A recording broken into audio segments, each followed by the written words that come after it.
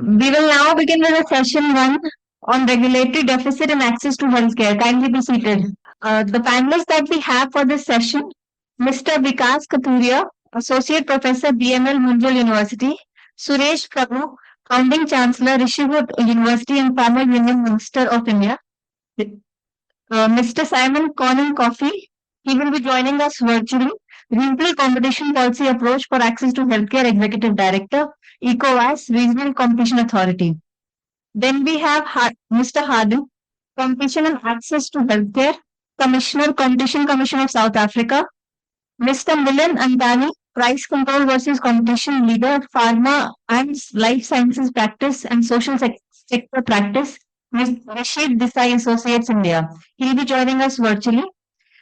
Then we have on the panel who will be joining us virtually Ms. Archana Jatkar, IT Border Measures and Access to Drugs, Associate Secretary General, Indian Pharmaceutical Alliance, Mr. Samir Kulkarni, Head Regulation of Biosimilars and its Impact on Competition, Department of Biological Sciences and Biotechnology, Institute of Chemical Technology, and Ms. Lina, Pro Competition Intellectual Property Policy Global IP Advisor, Access Campaign. Thank you. All right, good evening, everyone. So welcome to the first session of the event, Regulatory Deficit and Access to Healthcare. Well, the pandemic has demonstrated the importance of this sector where innovation and access are equally important. I come from academia, so I'm just going to quote one academic, Dr. Philip Lowe. He says that pharmaceuticals and healthcare is a sector where dead weight loss turns into dead bodies. It's a profound statement.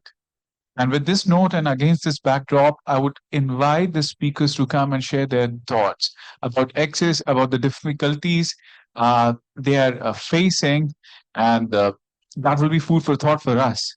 Thank you so much. Without taking up much time, because we are already running behind the time, I would like to invite our first speaker, Mr. Simon Conan Coffey. Yes, thank you for the opportunity given to me. Share with you the experience of the ECOWAS region regarding regulatory deficit in access to health care. I think this is section 1.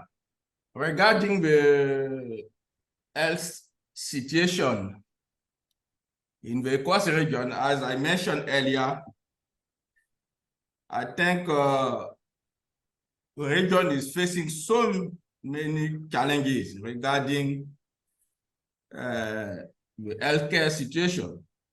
We have so many outbreaks, so many communicable diseases. I think based on that, most of the countries have taken some measures that are not always in line with competition rules.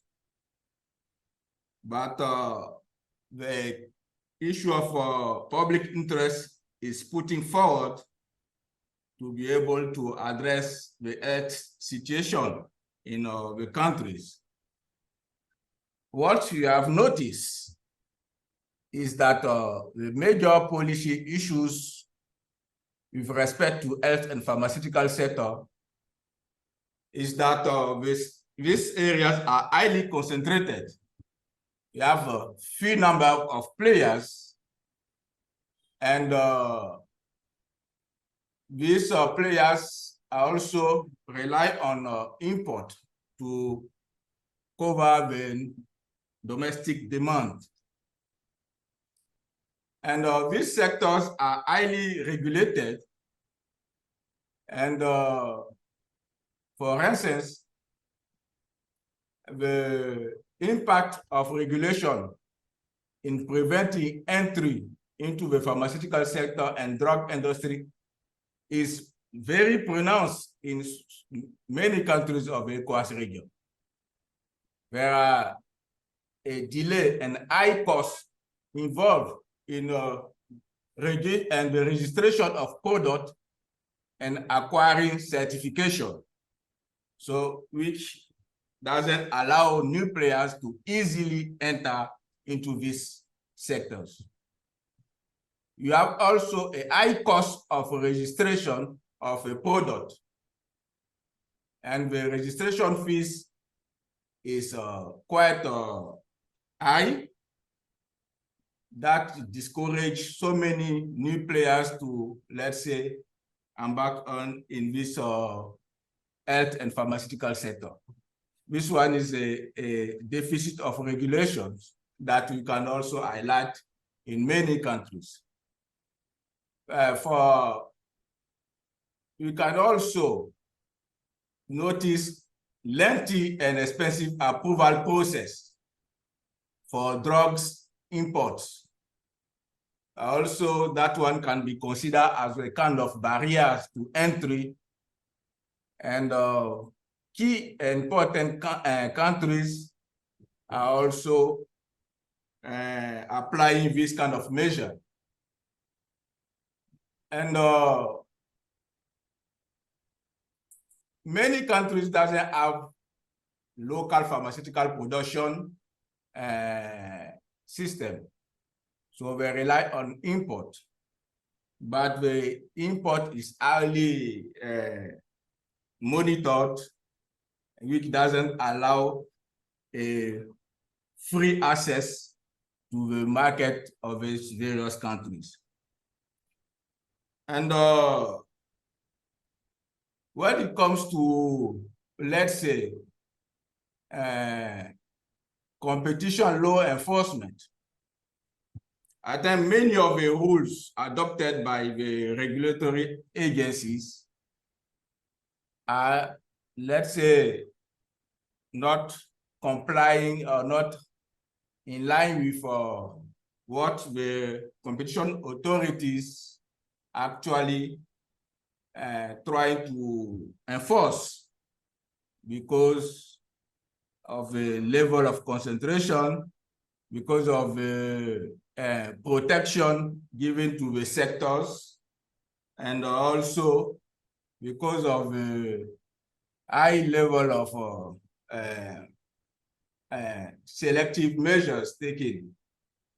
After this, the outbreak of the COVID-19 at a higher level by the authority of head of state, specific measures has been taken to, let's say, allow the few sectors of the various countries to be well equipped in protecting our populations regarding the fight against the outbreaks. And these measures actually is a discriminatory measure because it doesn't cover, it's not applied to all the companies operating in the health and the pharmaceutical sector. So, but what is actually worrisome for us as a competition authority, these measures that has been taken as exceptional measures to fight the pandemic of COVID-19 seem to be extended because it has been identified as a key important measure in the recovery plan that the region has decided to implement to, let's say, fight other pandemics that can occur. So it's a serious development because they are not in line with our competition rules. It's important for us is what we have been trying to do to discuss with national competition authorities as a regional body to try to find, let's say, palliative measure that cannot be, cannot contradict what the same authorities have decided with regard to enforcement of competition rules. So it's not easy because the main concern raised is that this decision has been taken by the authority of head of state to, as public interest, and how can this measure be, let's say, executed without a serious contradiction with competition rules? It's our concern, it's our main question that you have been discussing with our other national competition authorities. And so the regulation deficit actually is something that is clearly identified, clearly shown in many countries. But what is not helping the competition authorities, in one hand, you have a lack of regulatory, and in the other hand, we can see that there are inflows of illicit drugs that enter the region, many countries. So I think based on that, you can see so many countries that have taken strong measures to stop the inflows of forbidden drugs. And it's difficult for competition authorities to go against this kind of measure because of the situation that has been always raised regarding the health care of in the various countries of the CUTS region. So I think I'm not going to be too long, because I think the measures that have been taken by the authority of head state is something that is under negotiation. We cannot, let's say, go against it because it's a decision, a political decision. But our main action is to, let's say, discuss, is through dialogue, advocacy, sensitization, that we can come up with, let's say, concrete agreement, a common platform to be sure that the measures taken at regional level doesn't, let's say, affect the full and consistent implementation of the community competition rules. So it's an ongoing discussion, and I think with the various action that is underway, we'll be reaching to a common platform to, let's say, have a continuous discussion with the regulatory sector regulators to allow us to work on the same basis in implementing the various regulations for the welfare of our population. Thank you very much. Thank you so much, Mr. Coffey. Thank you so much for setting the stage. You told us about the dynamics of the pharmaceutical sector, of course, very complicated. Now, with that, we come to our second speaker, Mr. Harbi Rachisusu, Deputy Commissioner, Competition Commission of South Africa, who's going to talk about competition and access in the healthcare sector. Yeah, thank you very much. I had shared the slides with the organizers for both sessions, but I don't have a computer myself to connect. But I'll start if you don't have those. What I'm going to talk about, so the main session issue is on the regulatory deficit in access to healthcare. And I will then focus on competition and access to healthcare, share some cases from South Africa, essentially.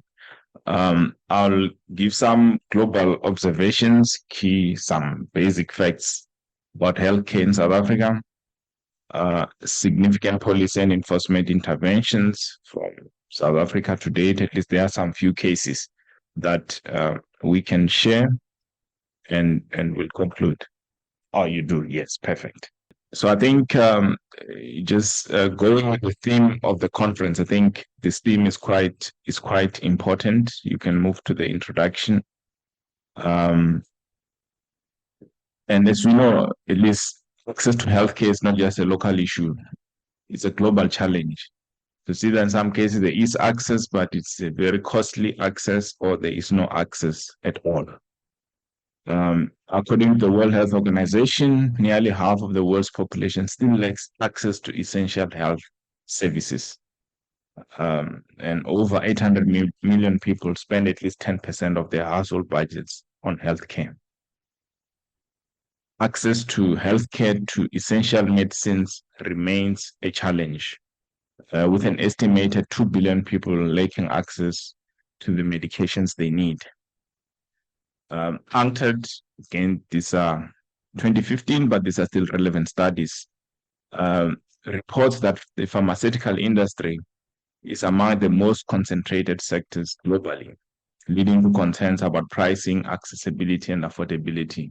Not much has changed in the structure of this market, which then requires some intervention from competition authorities. Can move to the next slide. I've just flagged here this UNDP publication using competition law to promote access to health technologies. So it does cover a lot of cases. So this has recently been updated as well.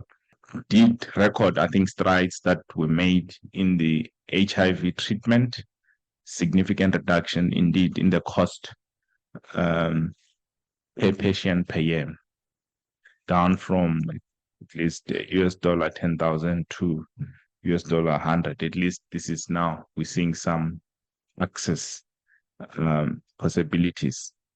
CUTS in 2010 published a toolkit, and it does advocate for some adoption of uniform rules that ensure that firms do not abuse intellectual property rights and stifle competition. This is a toolkit that is quite useful. I think there's studies, South Center is doing a lot of work on this. As South Africa, we presented a paper, thanks to Teresa for allowing us to do this. We presented a paper on health, discussion on healthcare markets, access and affordability. That was a plenary at the IGE.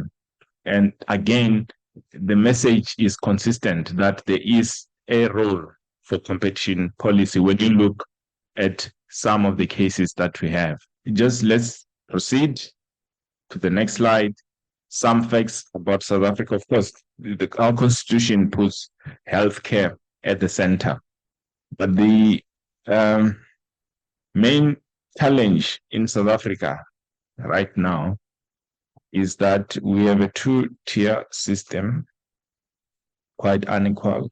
So the private sector and the public health sector, huge expenditure on the private healthcare sector, saving few of the population, whereas we spend more on the public healthcare sector. Or so sort of the amount of expenditure we spend on public healthcare sector is almost equivalent to what we spend in the private healthcare sector, but we save about 80% of the population in the public health sector system. So which says a lot about the cost of providing private health care. So you spend exactly the same amount of money for that. I'll do some cases. There is a case, ARVs. We had the same case early in 2003, settlements. You can see here, of course, there were these restrictions on generics by Boehringer and all of these companies, GSK. But after the intervention of the commission, we reached a settlement and they allowed, for generic entry, licensing and so forth, which saw sort of a tenfold reduction in prices. So this is a trend you see. We have some bid rigging case in pharmaceuticals, and it's picking up now. particularly in public health sector, because the procurement is quite huge for these drugs, and we have picked, this is what we prosecuted in 2008. We've started now to receive some bid rigging cases on these large contracts. We conducted a health market inquiry. I tried to explain this briefly just on how, but we had focused really on the cost of providing healthcare in the private sector. This was quite important because government has also been thinking about the national health insurance, which does depend a lot on the low cost of providing the services by the private sector. So that would be, you can move to the next slide. I'm trying to move quite fast here. You can skip the inquiry. You can skip the NHI. I just needed to introduce that. We had a case on PCR test kits in 2008 for COVID-19 in 2021. You can see there was a huge demand for tests. Pathologists in South Africa, again, it's mostly private companies. We do have a national laboratory service. It serves the public sector, but it doesn't have much capacity to deal with these new needs like PCR. So you had very huge price issues, and we intervened as the competition commission. I think that the test then with $, maybe 44, we reached a settlement that they dropped that by almost half. But that's just showing what competition can do. Looking at issues of excessive pricing. There's a breast cancer drug case on excessive pricing. You can move further against Roche. I think this is quite a familiar case globally. So this is currently before the tribunal being prosecuted. Then the last case, that's why I need to rush to this one, the Johnson & Johnson case, the recent issue on TB. There's a particular drug, is it bedaquiline? You probably know it better than me, that we had picked up, and we don't really take full credit here because there's been, I think, pressure from many sectors of society about this particular drug and the extension of the patent or undue extension of this patent. We did initiate an investigation. It was just timely, as there were to be discussions at the WHO, and what news is Johnson & Johnson announced that they will not be enforcing their patents, but only in 34 low and middle-income countries. And one wonders why they would want to enforce. But this is something that it looks like it may be resolved. Our case is still open. Right, so I just point to some interventions we have there.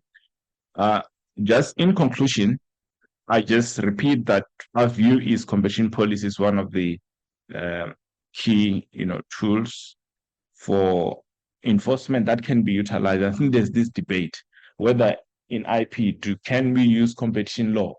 I think there's been this discussion, but we do think you can. So not only when the IP has expired, but even when the IP is still active, you can still look into excessive pricing issues. So the issues that we focus on, as I've said, is excessive pricing, patent evergreening, and also bid rigging. And my last point, this is the last point in the slides, is that however in healthcare and for developing countries, domestication of TRIPS rules, especially these issues around compulsory licensing, could be the lasting solution. My country has not done this. Right? So the rules are there, but we see this, at least reading what India, and these are the experiences we would like to see, because I think India is really utilizing these provisions to the fullest. And that's why we see the kind of industry you have. So this is really the last point. And I think it's just to say competition policy alone may not be enough, but governments can also utilize, especially on healthcare, because it's quite specific. But I'll leave you to the experts on this particular one. Thank you very much. Thank you so much, Mr. Raji Susu. I'm sorry I had to rush you. Your presentation reminded me of my PhD days, right? When I was looking at South African case law studies. So very bold, definitely your competition commission has been. With that, we move to Mr. Milind Antani, leader pharma and social sector practice, Nishit Desai Associates India, who's going to speak on price control versus competition. Over to you, sir. Thank you, Vikas. I think I have slides, but I won't be using slides. So just request to organizers not to share slide deck. Just one of time, I will just try to finish off and don't give chance to Vikas to alert me at the end of 2 years. First of all, I must compliment the organizers for a very interesting topic.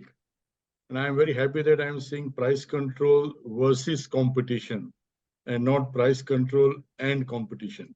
Now, if you see, and I think there's a shift in gears because we've been hearing on Competition Act and antitrust laws. But what I'm asked to talk is on how price control and competition go together, whether they go together or not. Interestingly, in India, entire healthcare system, I always call it a tripod, where one leg is affordability, second leg is accessibility, and third leg is safety. And on top of this tripod sits a beautiful camera, which is patient. Now, if you see competition, when we talk of price control, that is where the affordability element of healthcare system in India comes. And accessibility is another thing where possibly competition comes into picture. How companies promote their products, how companies make them accessible to the patients, or even make doctors aware to prescribe. But the most important element is safety, and safety is basically quality. Now, before I move on to really on price control and competition, I will also touch upon generally on competition, pricing and competition, a little bit on the topic as well. Now, it is said, I was just going through, what is competition?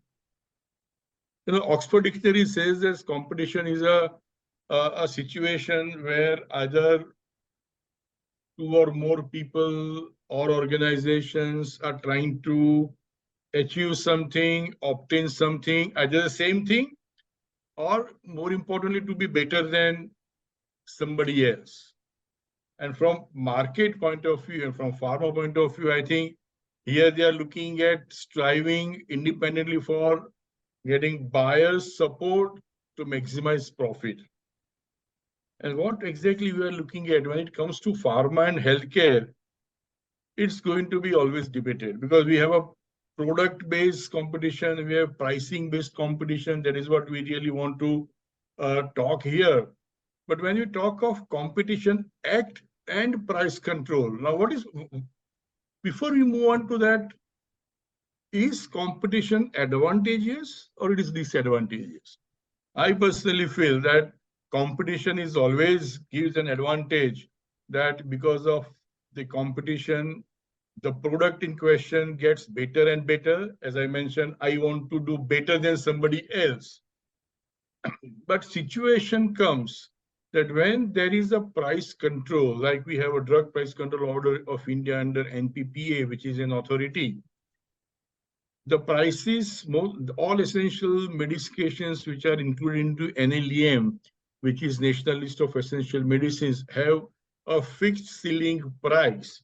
And the products which are not included into the NLEM are called non-scheduled formulations. And there is a rule that the manufacturer or the company cannot sell those products which are not in NLEM by increasing price more than 10% of the price of the previous year. So there is a pricing. Now, does this price control mechanism, either fixing a ceiling price or not going beyond 10%, is really killing competition? Maybe yes, maybe no. The reason is that the biggest problem I personally feel, on one hand, of course, we want to give affordable medications to the patients in India. At the same time, we also want to give quality medications. With all due respects to all companies, I'm not saying that the products at the cost of price control or giving products at a lower price than the other competitor, there is some compromise with the quality all the time, but that possibility cannot be denied. And let me share. So when we talk of Competition Act, interestingly, in one of the cases, I think Ashwini Kumar versus Sun Pharmaceutical, let me just pull out what exactly the observation was. Okay.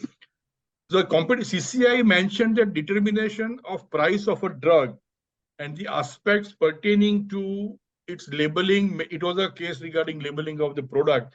Labeling may not be in the domain of CCI. However, any unfair or discriminatory conduct in relation thereto by a dominant entity can be assessed by it, provided that the facts disclose a violation of the relevant provisions of the Act.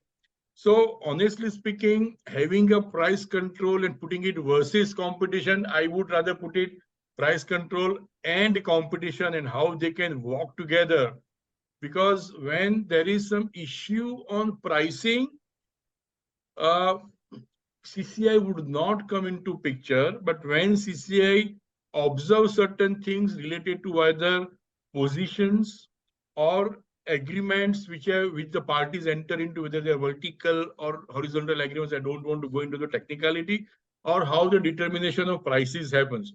Now in position, the most important thing Competition Act looks for is abuse of dominant positions, whether there is a relevant market, company is dominant and abuses that particular dominant position either exploitatively or exclusionary, where either they give products at a lesser price to consumer and different price to the distributor, or the price which is determined is price discrimination per se is not an issue, but when companies come out with a discriminating or discriminatory pricing becomes an issue. Agreements, as I mentioned, always becomes a challenge. If there is some kind of appreciation adverse effect which is coming out from the documentation, then becomes a challenge. Very interesting thing which we have seen, not necessarily pharma, but medical device more, is the dual position of hospitals. Many times we have seen that products are sold to hospitals as a part of capital investments, whereas various products are given to hospitals as to be used in the patients, for which hospitals end up charging patients. So in these two situations, when products are given as a capital equipment, should not be a problem, but when it goes to hospital, which is again going to patients, may become a problem and may cause some kind of appreciable adverse effect, which may create a problem. I just talked about pricing practices. There are pricing practices that may, attract scrutiny, which we need to know is whether how discriminatory or differential pricings are offered to customers without any logic. There are exclusivity on pricing arrangements. There are loyalty discounts, bundling discounts, certain types of rebates which are given may pose a challenge from competition law point of view. So these are the few things I thought a company needs to know. Now, while we are talking about pricing and competition, now I'm moving on to Competition Act of India from law point of view. I being a lawyer, and I understood this because I was a surgeon for 14 years before I became lawyer 20 years ago. That there are certain factors that need to be considered, like, as I mentioned, bundling of products or exclusivity terms in the documents, assessing the market. Mr. Antani, I'm sorry, you have just last 2 minutes. Yeah, sure, I'm finishing it. Providing, monetary other incentives or differential pricing to consumers and distributors may become a challenge. So I think, what I would like to just end by saying that Competition Act, as I mentioned earlier in one of the case studies, case law, they observed that they do not have a kind of a domain to act on price control or price issue. But when there is, as I mentioned, there is abuse of dominance or appreciable side adverse effect, there can be a challenge. So end of the day, price control is here to stay. When I personally feel price control in India, on one hand, though makes products affordable, it may distort the market by killing the competition, I personally feel. So there has to be a guarded approach on price control mechanism in India, that the quality is maintained. At the same time, there is a competition, healthy competition amongst players in the market, so that better and less expensive products will come by default without price control. And as earlier mentioned, that antitrust needs to go out because there is no issue of having trust or not. So I very firmly believe that competition needs to be competition, where everybody needs to compete and cooperate together, so that you end up not competing with the rivals, but making them irrelevant, as it was mentioned in one of the beautiful book, Blue Ocean Strategy. So, Competition Act does not play a role in price control and other issue, but as I mentioned, it may create a problem if it is being abused. So I'll just end by saying one important line which I love, that it is said that at the end of the tunnel, always there is a light, but be watchful, it can be of a coming vehicle. So though there is no direct impact of competition law in pricing, but see that you don't end up abusing your dominant position. Thank you so much.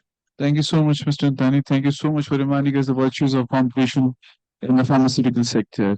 With that, we approach the fourth speaker of the session, Ms. Archana Jadkar, Associate Secretary General, Indian Pharmaceutical Alliance. She's going to speak on regulatory barriers in pharmaceuticals, exports, and its impact on access to healthcare.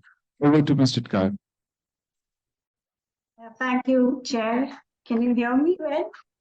Yeah, we can hear you. You have 10 minutes. Yes, thanks so much. Thank you to the Chair. I just wanted to present this very brief introduction to the regulatory barriers. I know I heard the IP border measures as one of the topic, but I thought it will be a good opportunity to take forward and go beyond just the IP measures, but talk generally of the regulatory barriers that the Indian pharmaceutical companies face.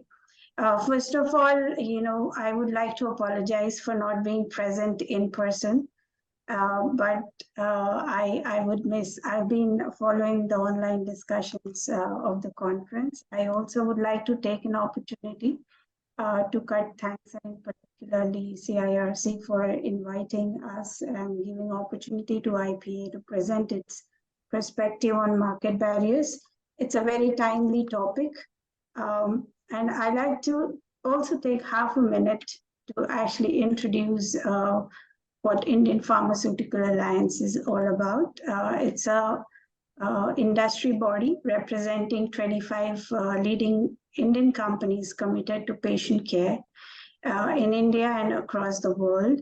Collectively, IPA members account for about 85% of R&D in India, and about more than 80% of exports of drugs and pharmaceuticals, and services about 60% of domestic market in India.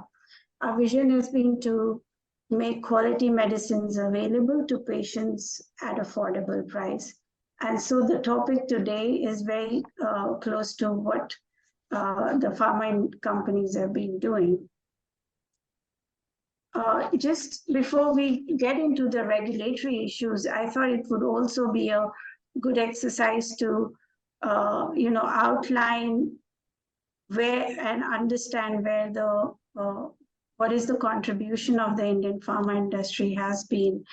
The Indian pharmaceutical industry has been playing a vital role globally as well as for Indian economy. As you can see, we contribute about 20% of total global exports of generic drugs. We are third largest in the volume terms and 14 in value terms. While shaping the public health outcomes, the industry has been contributing to India's economic growth. Directly, indirectly, we contribute about 2.7 million jobs. We are also the sector which actually generates trade surplus for the country. And just to highlight the global contributions, I think it's important to look at, and I've seen in my previous speakers have been highlighting several cases of HIV, AIDS, and tuberculosis. I think Indian companies have been hugely contributing to this conversation. And as you can see from the slide, we contribute about 60% of global vaccine demand. We contribute about 30% of AIDS patients receiving treatment in Africa in 2009 versus 2% now that you have. Every third pill taken in US is a contribution from Indian pharma industry. Every fourth pill in EU is contributed by the Indian pharma industry. Having said that, I just quickly also wanted to remind you of the biggest humanitarian crisis that we went through and the enormity of it. In even those difficult, unprecedented times, it was the Indian pharma industry which showed resilience, which supplied medicines to over more than 200 countries. And also this was possible. What I wanted to highlight also is that COVID exposed us to a huge inequity that exists between the access and the availability of medicines. And here's where the Indian pharma industry has a lot to contribute, and it has been contributing. Coming to the actual discussions of, from a very trade perspective, Indian pharma sector, we've been contributing about the total exports for pharma products have been about $25+ billion for the last year. We are one of the critical sectors, and therefore it is important to look at the barriers faced by some of the Indian exports in key export destinations. Also, this is important from the perspective that India is undergoing a lot of FTA negotiations with regulated markets and a few more developing countries. While most trade partners have zero tariffs on pharmaceuticals, I think non-trade barriers or non-tariff barriers have become very critical. Now, just to give you a very quick view of what sort of market access issues are faced by the Indian companies, there are high cost of entering in the market. There have been cumbersome market authorization procedures. We have very strict IPR regimes. There are issues on government procurement side. There have been really divergent rules and regulations on the GMP certification that becomes very critical when we talk about market access in key things. Now, this is where I wanted to focus was when I say, we face so much of barriers, I thought I will categorize it into 4 categories. Really, there are many, as I've shown in my previous slide, but here are a few examples, where you have long drawn out market authorization procedures, you have really high cost of entering the market. There are overprotective or stringent price controls, and I think Milind is also pretty well versed with that. Giving you an example on what sort of market authorization barriers that we face, take for example in UK, we have each of our companies have to undergo double testing. This is a repeat batch testing within UK. Since India is not on the listed country of MHRA, every batch, when it reaches UK, all batches coming from India need to be tested. Although the MHRA has already audited, inspected, and approved the products as well as the facilities. This leads to really high cost and longer lead time. Just to give you a flavor, average batch analysis and batch certification would cost anywhere around 800 to 1,000 pounds per GP, and there are plenty of products that you export. The second, when you look at the high cost, Mr. Adkar, you can see from the slide. last 2 minutes. Absolutely.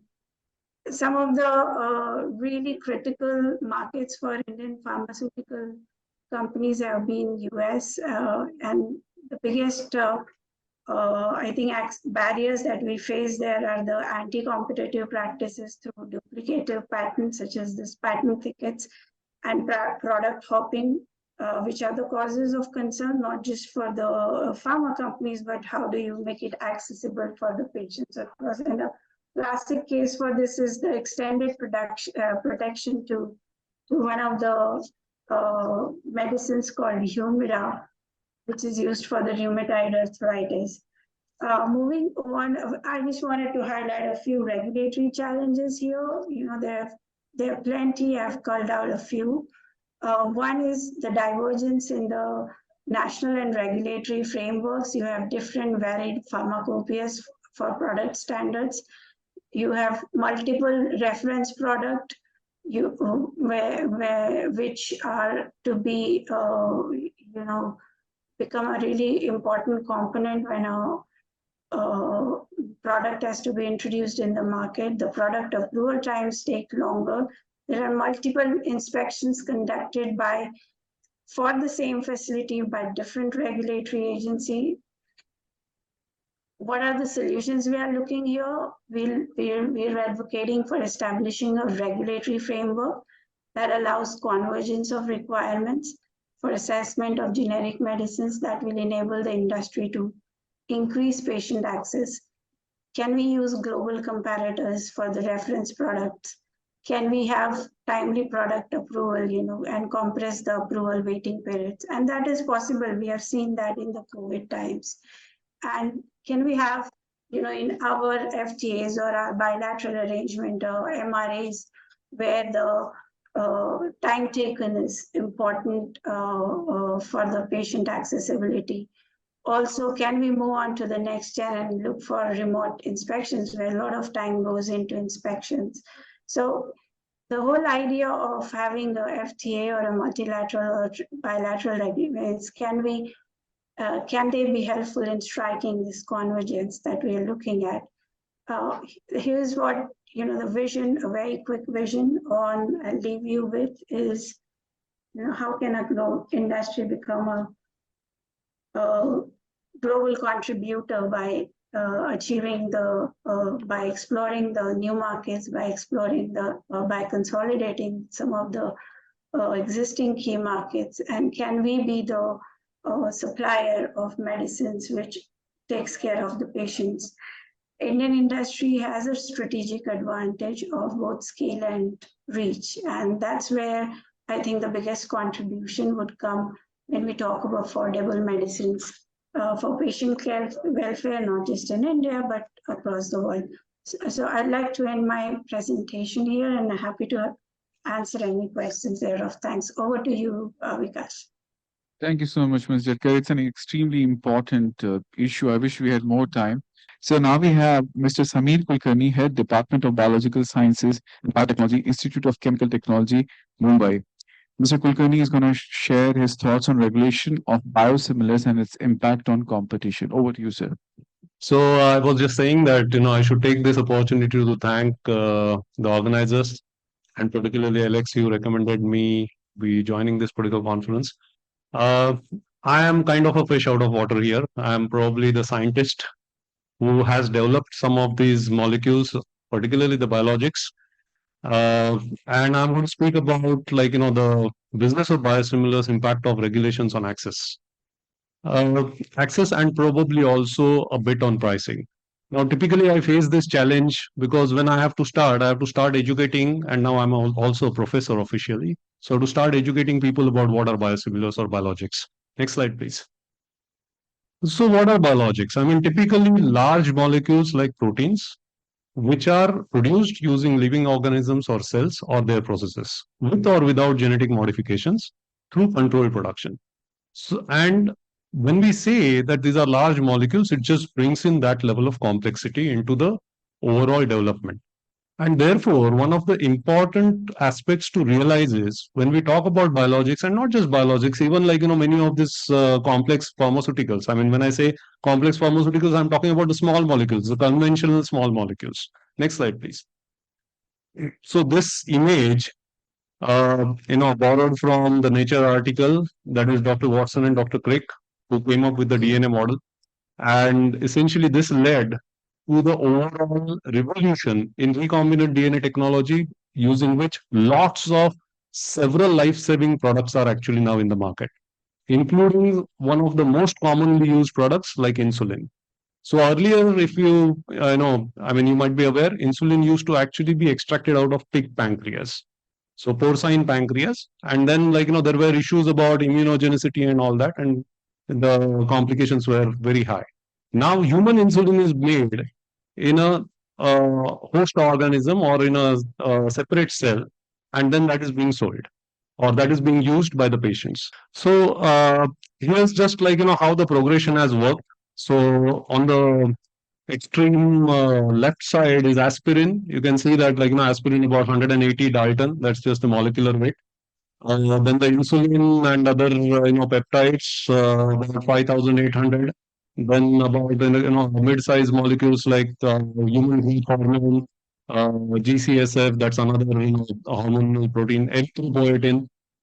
Monoclonal antibodies. Monoclonal antibody is about 150,000 items. So basically, we are talking about a molecule which is 1,000 times larger than something like an aspirin. So when we say conventional pharma, we are talking about molecules which are very, very tiny, easy to manipulate, easy to work with. For a chemist, it's very somebody who is actually trained in the skill. It's very easy. But when we talk about a biologic, we are talking about a molecule which is extremely complex, very, very difficult to study it. There are very limited means to actually identify the overall structures, etc. Next slide, please.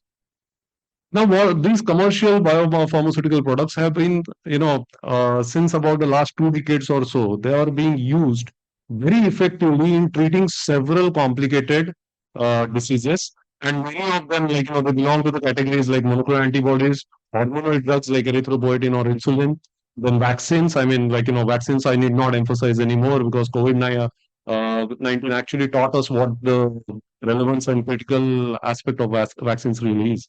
Then there are plasma fractionation products, cell-based therapy, stem cells. I'm sure many of you might have heard of them, and very recently gene therapy as well. Next slide, please. So these have been very effectively used to treat complicated situations like cancer, anti-inflammatory issues like arthritis or Crohn's disease, and those kind of problems. Hormonal, like I said, erythropoietin, which is used to increase the red blood cell counts in anemic conditions. Insulin for insulin-dependent diabetics, follicle-stimulating hormone and other gonadotropins, which are basically the reproductive hormones, parathyroid hormone for osteoporosis and those kind of diseases. And now recently, to cure genetic disorders, gene therapy products are also there in the market. Challenges. One of the major challenges is, like I have been emphasizing, that these are extremely complex and thereby very, very expensive. So look at some of the examples that I've just pulled out. The gene therapy products, look at the cost, $3.5 million per dose, $3 million per dose, $1.8 million. This is hopelessly out of reach for several, not just people, even countries. And this is where that major, aspect of biosimilars really play a role. Now let's look at what are biosimilars. Let's go further. Next slide. Yeah. So biosimilars, basically, I like this slide because it gives a very, picture-based understanding of what biosimilars can be. So let's take the example of aspirin. It's like, I'm trying to remake a bicycle. So basically, and then, if I take an example of something like insulin or GCSF, that's like, I'm trying to remake a Ferrari. And if I'm talking about a monoclonal antibody, that's 150,000 Dalton molecule. Here I'm trying to remake A380, the largest aircraft in the world. Now the risks are also similar. If you fall down from a bicycle, at the most you will break a bone. If you crash a Ferrari, other than the cardiac arrest that you would get because of the financial loss, perhaps you still might survive because Ferrari also comes with the safety features. And if you crash from a A380, absolute death. So the risks are also equally that high. And that is where basically to remake these drugs is much more complicated. Next slide, please. Now let us look at what these options of biosimilars really are. About 40, if not more, drugs are going off patent by 2030. And we are talking about a collective business that it can actually generate of more than $100 billion. And more than business, I think the most important aspect is that it can actually enable these drugs for access to so many different people by actually bringing in competition into this and actually bringing down the pricing of this. Next slide, please. Now, Indian industry, let's take a look at what the Indian industry has done so far. More than 90 approvals of biosimilar drugs have been there in the country so far. Why? Obviously, country needs these low-cost options. These last 2 minutes. Okay. Obviously, country needs these low-cost options. Technology know-how in the country is building up. Regulations are maturing up. And it's good for business. Next slide. Here's just a picture of how we have been able to achieve the drug price reductions. 90, 80%, etc. And this is what India has been able to do in the last perhaps a decade or so. Next slide. Now, this is just a process of how a biosimilar actually gets approved. Some of the major aspects here that I would like to just throw a light on are the process and analytical development part. Extremely complex, like I said, such a large molecule, one has to understand in and out about this because the risks are also that much high. And the regulations have actually got to run along with as and when the more and more understanding about these molecules is coming up. Next slide, please. Enabling access. Limitations. The drugs are inherently complex, like I said, and hence creating safe alternate options, biosimilars or follow-on biologics, is equally complicated.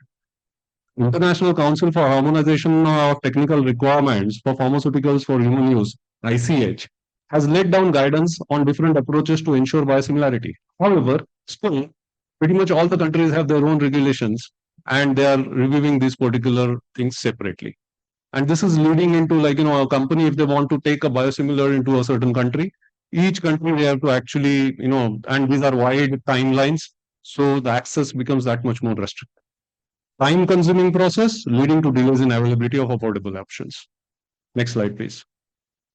Now, how perhaps, this is one of my suggestions, how we might be able to address this. Grouping of nations with collective evaluations may reduce the time of access to cost-efficient biosimilars of quality standards. Perhaps countries can come together and essentially evaluate a certain molecule in coordination and enable access across the entire group of those nations. Because, like I said, the shared understanding, it has to increase. One has to start learning. Even the regulators have to be trained about what biosimilars are, and they have to necessarily start learning more and more about this. Randomized representations in inspections could be, randomized representations from the regulatory agencies into inspections of these organizations which are making these biosimilars can be actually very effective. Collective marketing approvals. So 3, 4, 5 countries coming together and approving that particular drug because they have essentially some sort of a pact or something and come together and approve the drug, and thereby enhancing the approach across the entire group. Developing nations particularly can leverage on the expertise of the developed ones. Like for example, India can play a very, very key leadership role here. Like I said, there are more than 90 approvals in India and about, I think, 10 to 15 organizations who have developed biosimilars. And a lot of options, a lot of learning can be transferred to the developing nations in this particular effort. Next one. This is where I stop. And see, one thing before I leave this particular dais, I would like to make a note here is that this particular pharma or biopharma domain is very, very high tech. One has to invest significantly. A new molecule to develop is somewhere around $3 to $5 billion. And it will be very futile to think that organizations are not going to really try and recover this. It's not going to be possible. The only way that it can be possible is by actually bringing in competition through these biosimilars and through even within the biosimilars creating competition. One of the case studies I would like to mention here. So rituximab, which is one of the molecule that is used for a type of blood cancer. So basically, this particular molecule, there was a case study done where the pricing was actually identified to go down, but the overall business was still increasing for all the organizations which were actually selling this drug, and that was because those many more people were using it. With this, I would stop. Thank you so much. Thank you. Thank you. And thank you, Vikas, for the extra time. Thank you so much. And finally, we move to the last speaker, Dr. Lena. Dr. Lena? Not yet. Ms. Lena Meghani, whose task has become quite difficult. Many things have been spoken at the intersection of IP and access. She's Global IP Advisor, Medicine Sans Frontier, Access Campaign. She's going to definitely speak on pro-competition intellectual property policy. Over to you, Ms. Meghani. Thank you so much. If someone can point out where my presentation is, that will be really nice. So I just wanted to highlight a few things. I'm representing Doctors Without Borders, Medicine Sans Frontiers. And I was very pleased to hear UNCTAD earlier because, of course, we look at the guidelines on patentability as one of the constitutions in the area of intellectual property to be followed by patent offices. And of course, we have the South Africa Competition Commission here, and whose work has been a stalwart inspiration for a lot of us working on access to medicines. So just highlighting that when we talk about competition in the area of medical products, we're not just talking about medicines anymore. I mean, I would like to reiterate that we are talking about diagnostics, so tests, reagents, the whole algorithm of, platforms. You're looking at treatments, but you're not just looking at small molecules. You're not looking just at generics. You're looking at biologicals. So, we discussed the whole issue of trastuzumab of HER2. It's one of the defining treatments for women with breast cancer. We did a lot of work in India as civil society. We are really pleased to see some of the work in South Africa. So just highlighting treatments not anymore restricted. People in the South have aspirations to be treated equally as much as in the North with these phenomenally interesting drugs called biologicals. And of course, you've got the vaccines, which you have the older platforms on vaccines, but of course you have newer platforms for vaccines. The mRNA platform, of course, is immensely. South Africa has led the debate on competition in the area of mRNA platform technology. So just highlighting that the balance between competition and IP is quite difficult because it's a trade-off that the IP system sort of created on the grounds that we would get more new innovation. So the red line is that if IP is going into areas where it's not leading to new innovation, competition authorities just need to step in.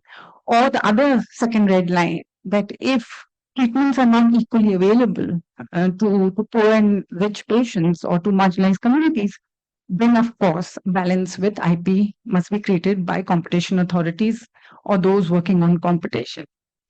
Again, I would like to highlight that in the area of competition and IP, there are two major stakeholders that I would like to highlight. One, of course, the competition authorities and of course IP officers, but also the third stakeholder, which is silent, are patient groups. And if you look at the area of insulin, have done tremendous work highlighting how 3 companies are price fixing among themselves. So you can't do without the kind of information and knowledge that patient groups are bringing to the notice of authorities, including IP officers, but also competition authorities. So just putting all of those points forward. So I'm going to skip this. A lot of you all are familiar with Medicine Sans Frontiers.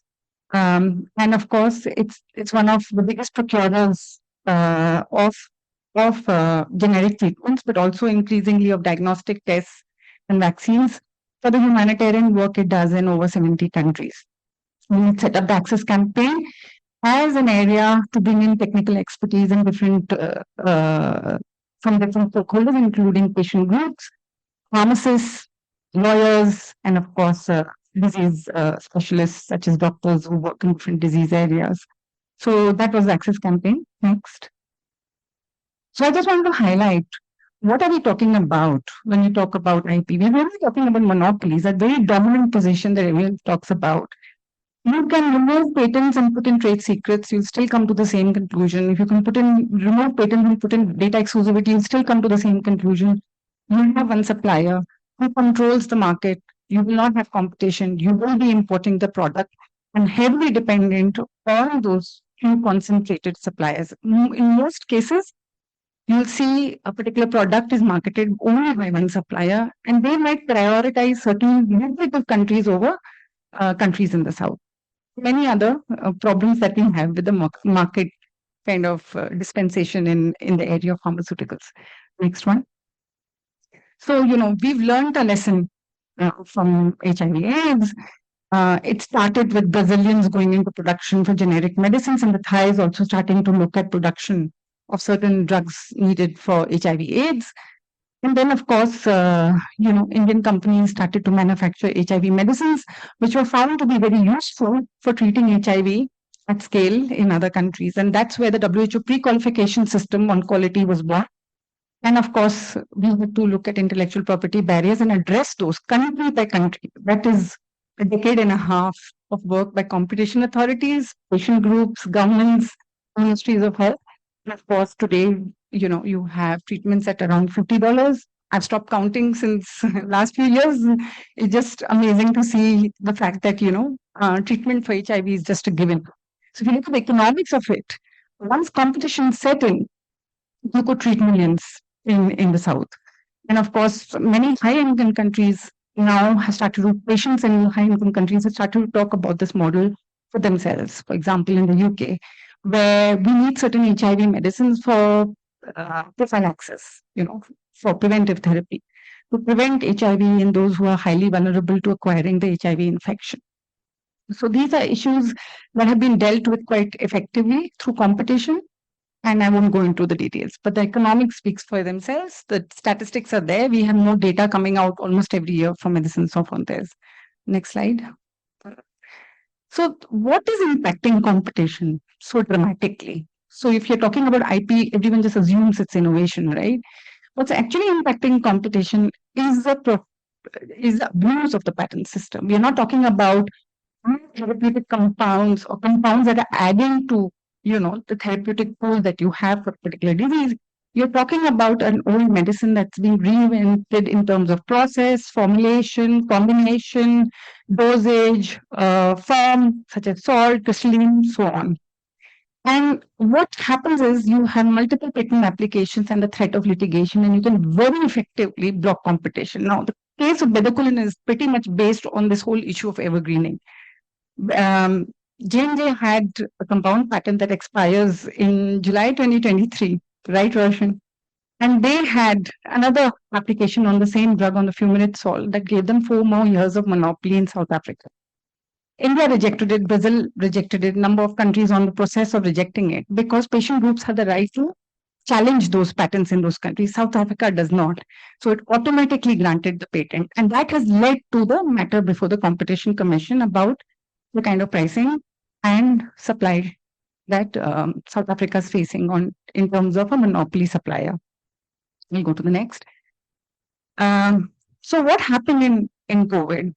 I think we very quickly realized something that was very knowledgeable in the diagnostic sector, that actually trade secrets were a big, big problem for the South. Ms. Meghani, last 2 minutes. Yeah, I'm going to finish. This is almost my second last slide. So, we suddenly learned it's not just about patents. It's not just about extension of patents and evergreening. There was an area that no one had actually looked at since we signed the World Trade Organization's TRIPS agreement, which was trade secrets. Now, the trade-off at the WTO was that technology would flow to the South. It didn't happen because of trade secrets. And really, if you look at the competition matter that came up in Europe during COVID over reagents, a liquid buffer, you can quickly see that, the monopoly over the machine, the kits, the reagents were all tied together.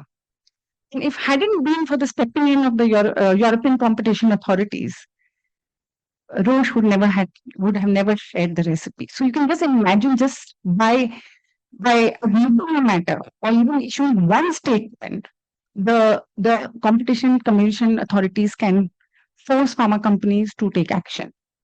So I just wanted to sort of highlight that.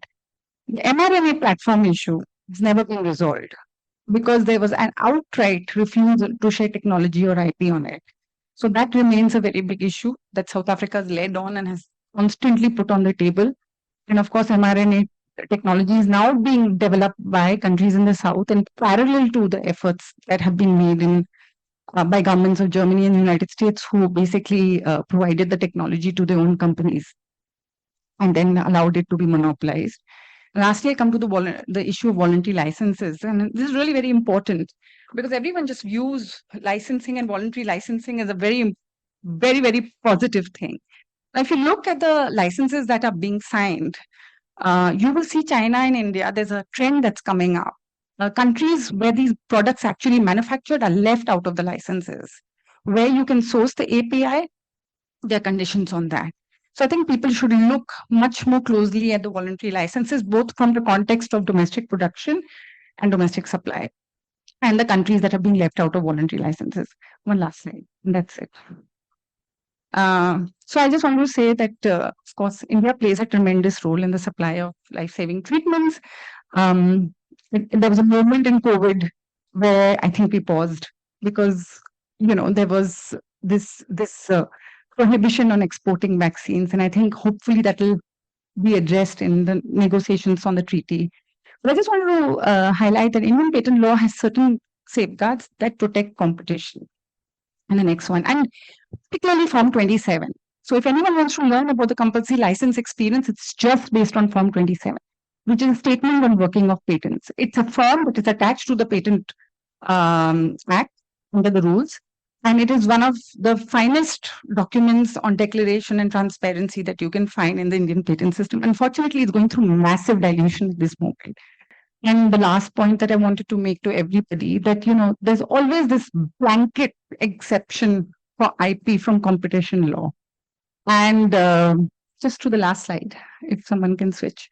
This is where the ray of hope has come from the South Africa Competition Commission, going back again and again to look at it much more, being very careful about, blanketly excluding views of dominant position based on IP. And this is where I just wanted to say this, that, by admitting the matter on whether when secondary patents granted on a few minutes salt, on whether an extension of monopoly, forced J&J to rethink its strategy. And it came to the non-enforcement statement that J&J has issued. And of course, the Competition Commission will take a look at it. But what I want to say is this, that South Africa is leading the way on competition law.